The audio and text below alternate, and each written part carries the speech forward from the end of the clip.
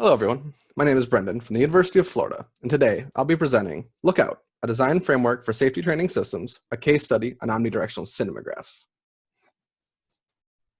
So the motivation behind our work is pretty clear. Safety is critical to worker health and productivity in any workplace, and we imagine VR and AR technology will be at the forefront of the future of work. So in this position paper, we discuss some key issues in designing training systems for different safety contexts and how to use an environment to enhance this training process. So given this, we present a general framework and define design variables for training environments. We also propose omnidirectional cinemagraphs, which can be used as a hybrid training environment that guides attention using motion while retaining spatial presence.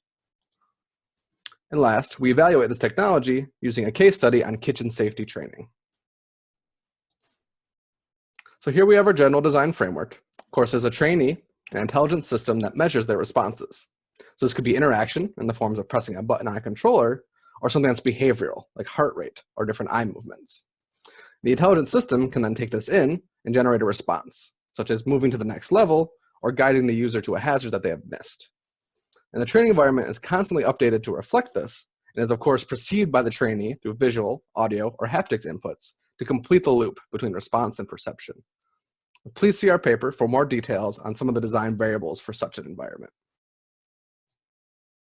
And one issue we want to address is what distinguishes a safety training system from previous intelligent systems on tutoring.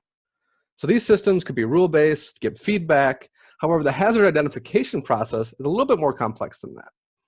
So we model this in 3 stages as see, recognize, and act.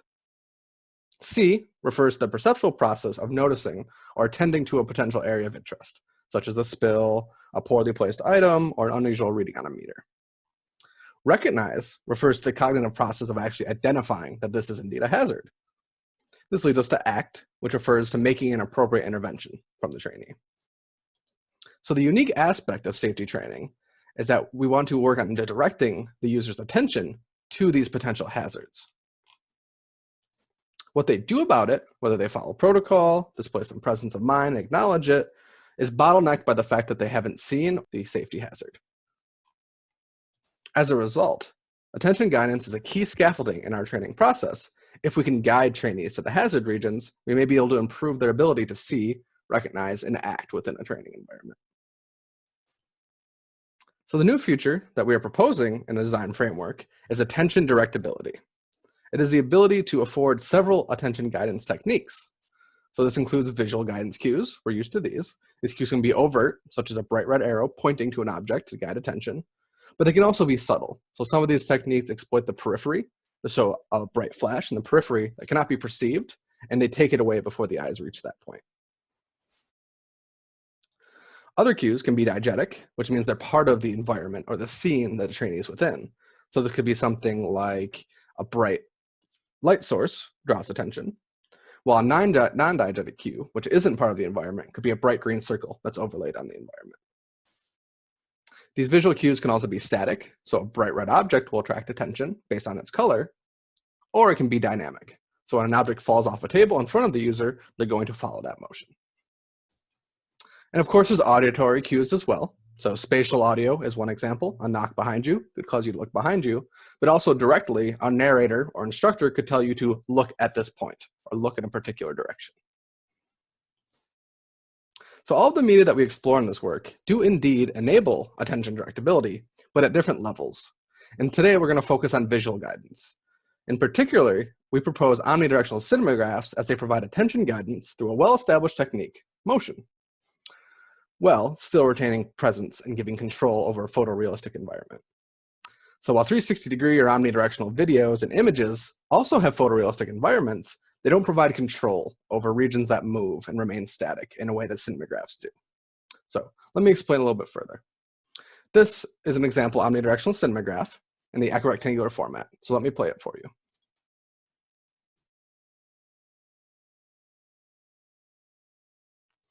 So the first obvious motion that you can see is this large butterfly on the right-hand side of the frame. And what's happening is this motion is looped over time and continuous. So this could loop forever and will never stop. There's also some smaller butterflies to the top part of the frame and on the left-hand side.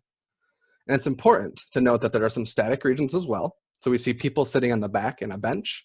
So the actual input video, these people were having a conversation. However, with the Cinemag, we don't want people looking at those folks on the bench. We want them looking towards the butterfly in this example that we're playing around with. So we animated the butterflies and other regions that are relevant and left the people static that are sitting on the bench. The idea is that we can control which objects, regions, and potentially hazards are static or dynamic interactively for any user. So using motion, we hypothesized that hazards would be more accurately identified by the trainee, and they're more likely to see them if they're animated than if they're part of static imagery. We evaluate our hypothesis using a case study on fire hazards and kitchen safety hazards. So an apartment scene was recorded using a 360-degree camera, the Verb 360, to get photorealistic environments. We staged 5 different hazards in this environment and created a Cinemag using a tool called Cliplets from Microsoft, which is free to use. So for the study itself, 10 different participants took part in a between subjects experiment, and we measured safety in terms of how many hazards they could identify. So half of these participants saw the scene in a Cinemag dynamic condition, while the other half saw them in an omnidirectional image or static scene. So at the end of the study, we presented 30 seconds worth of content and asked them to identify all the hazards within the scene. We also had them fill out several surveys, so scales referred to as attitude and preference, spatial presence, transportability, telepresence, and cognitive absorption were explored. With the data we collected, we used an Oculus DK2 to present the VR environment with integrated eye tracking. So we eye tracked all the participants and logged their data. So this is our recorded kitchen scene with all of the hazards labeled. Participants are told that they are viewing an apartment and that nobody is home, and they were asked generally to identify any hazards within the scene. So we have running water in the sink on the left-hand side. We have a burning candle that's placed next to some paper towels. We have a fan that's left on, is moving, blowing towards the candles and the paper towels. We have a burner that's left on for the stove and some boiling water in a pot on top of that burner. And last, we have a cloth that's placed over a burner right next to that boiling pot of water. So here's the Cinemag version of that scene.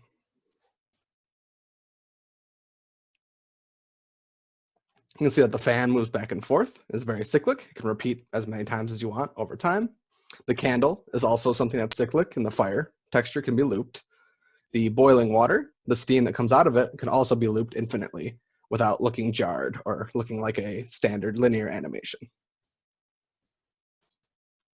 So our first takeaway was that the Cinemag condition led participants to find more hazards in general than the static condition.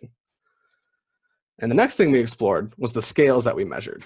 So we saw all of our scales actually had higher, more positive values in the Cinemag condition. But 3 that we wanted to focus on where we saw bigger gains were the presence, cognitive absorption, and positive attitudes of the users. Using the eye tracking data, one metric that we explored was called time to first fixation, or how quickly did participants find each hazard. The result we found is that the motion of the fan that you saw in the middle actually guided participants to look towards their left from the starting point, which led them to the candle and the water faucet quicker than the static condition. And in the static condition, we found that viewers turned towards the right and identified those hazards with a lower time to first fixation. So an ongoing question with Cinemagraphs is that motion may attract attention, but does it actually hold attention? And this should be evaluated with a slightly different gaze metric. So please read the paper for a little bit more analysis on the data we've collected for eye tracking, as well as discussion of our results. So to finish things up, we saw that the omnidirectional Cinemagraphs have potential for safety training as they afford controlled visual attention guidance while retaining presence and cognitive absorption. However, these trends were just preliminary at the moment.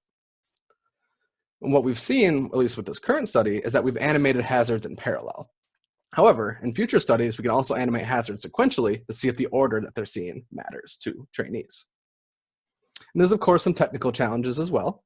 So how to generate omnidirectional Cinemagraphs with the highest quality and to actually guide attention using the motion that we use.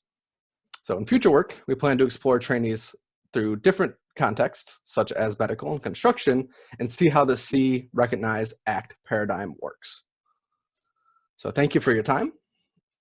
Please read the paper and check out our website for more details. Thank you.